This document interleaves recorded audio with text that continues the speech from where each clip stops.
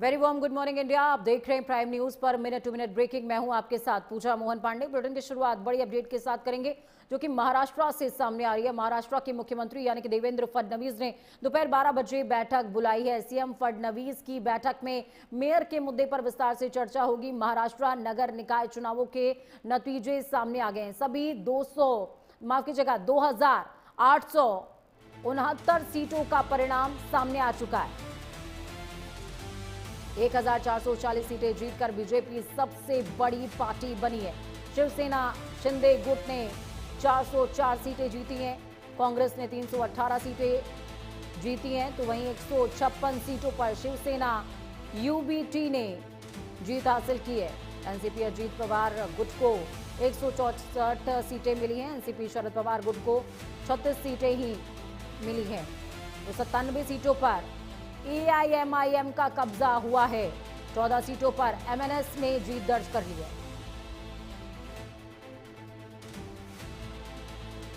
तो देखिए, ये जो इस समय ब्रेकिंग आपकी टीवी स्क्रीन पर चल रही है, यही महाराष्ट्र की मौजूदा तस्वीर बयां करती है कि किस तरीके से जनता ने अपना प्रेम, अपना रुझान, अपना मत दिया है।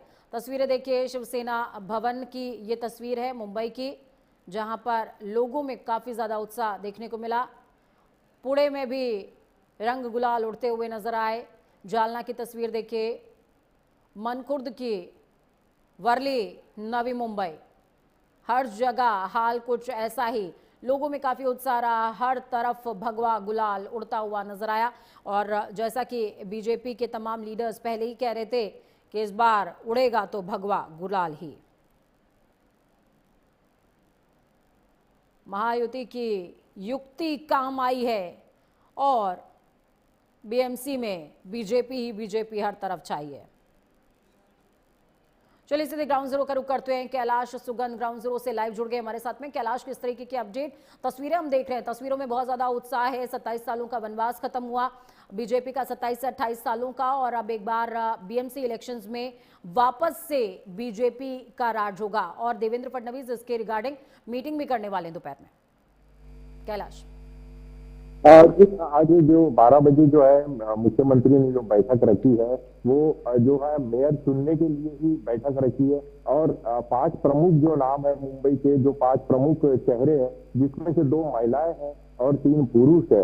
और सबसे पहला नाम जो है वो तेजस्वी घोड़ास्कर का नाम आता है, जो कि एक पोस्टर गर्ल है मुंबई की और बीजेपी से जुड़ी हुई है। ये कहा जाता है कि इनकी वजह से उद्धव का जो गढ़ है उसमें सेंध लगाने में तेजस्वी ने का बहुत बड़ा यानी योगदान था कि उनके दहिसर एरिया में सबसे ज्यादा भारतीय जनता पार्टी की जो है सीटें चुन के आई है। ऐसे प्रमुख जो है वो 5 नाम जैसे चल रहे हैं। जैसे एक नाम है प्रकाश दरेकर का, जो प्रवीण दरेकर के भाई बताए जाते हैं और मुख्यमंत्री के नजदीकी बताए जाते हैं। उनका नाम जो है दूसरे नंबर पे चल रहा है।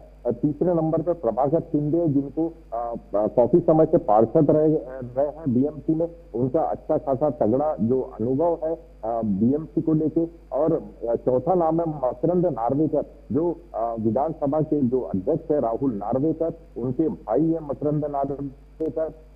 इनका नाम चौथे नंबर पे चल रहा है। और 5वें नंबर पर राजेश शिरवाड़कर करके हैं, जिनका नाम जो है 5वें नंबर पर चल रहा है। इसलिए 5 में से जो है अब भारतीय जनता पार्टी को मेयर पद के लिए किसी एक को चुनना होगा। लेकिन नंबर 1 पे जो नाम है वो तेजस्वी घोषालकर का ही नाम सबसे ज्यादा आगे चल रहा है। अब देखना ये होगा कि 12 बजे जो मेयर के लिए जो मीटिंग जो मुख्यमंत्री ने बुलाई है मुंबई में, उसमें क्या निर्णय होता है। और सबसे बड़ी बात जो है, मुख्यमंत्री ने पहले ही कहा था कि हम हिंदू मराठी मेयर जो है बनाने जा रहे हैं, क्योंकि ठाकरे ब्रदर्स ने इस बात के आज दुष्प्रचार जैसे किया था प्रचार में कि अगर हमारा पार्टी नहीं आती है तो भाजपा यहाँ का मेयर होगा।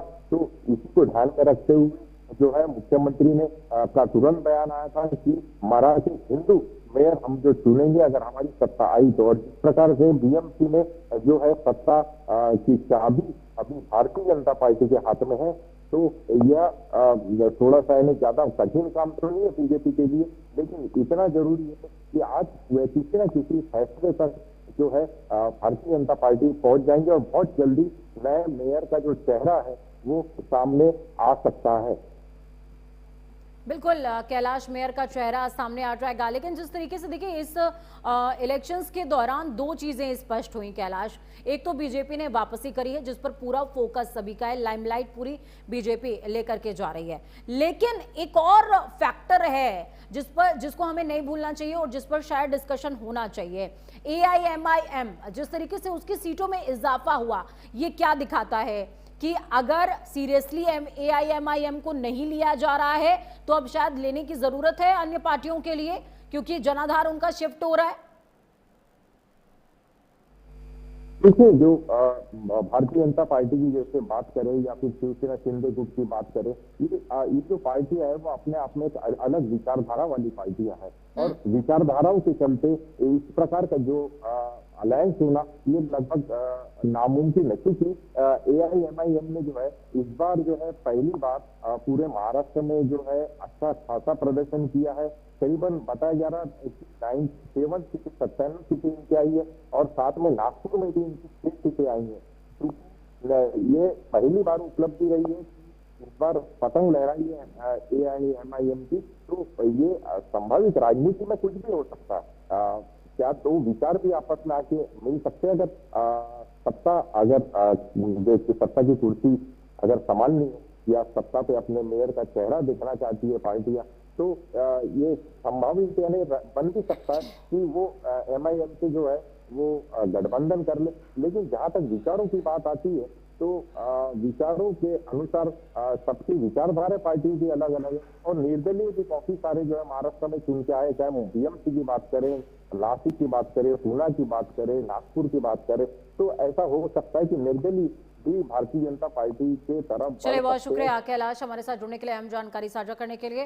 कैलाश सुगन जुड़े हुए थे जिन्होंने सिलसिलेवार तमाम जो तस्वीरें हैं वो साझा करी कि कौन मेयर प्रत्याशी हो सकता है, साथ में देवेंद्र फडणवीस जो मीटिंग करने वाले हैं उसका एजेंडा क्या रहेगा, साथ में AIMIM के बढ़ते कदमों पर भी डिस्कशन इस बीच किया है।